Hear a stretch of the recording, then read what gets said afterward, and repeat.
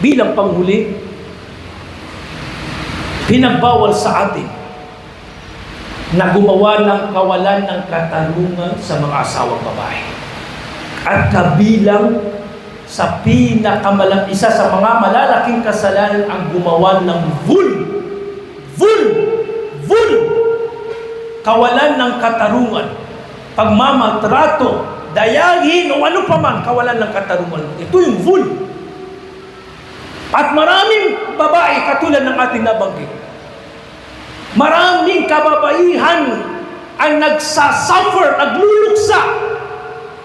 nagluluksa sa kanilang mga bahay dahil sa pagmamaltrato, walang respeto, pinipintasan, sinisigawan o bakos sinasaktan pa at hindi binibigyan ng panustos ang kanilang mga asawa. Huwag may awim, ito ay vul, mananagot ka kay Allah subhanahu wa ta'ala.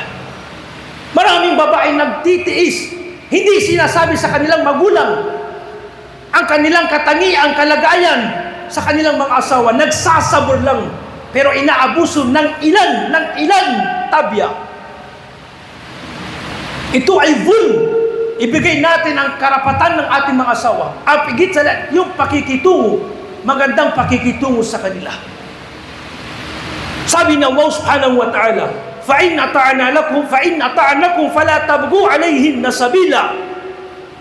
Kapag ang mga babaeng asawa ay sinunod nila kayo, wag kayong gagawa ng kawalan ng katarungan sa kanila. Pagmamaltrato, kawalan ng respeto, hindi magandang pakikitungo. Dahil yan ay kabilang sa mga malalaking kasalanan. Biyayaan nawa tayo ni Allah subhanahu wa ta'ala na magandang pakikitungo, pagtrato sa ating mga asawang babae.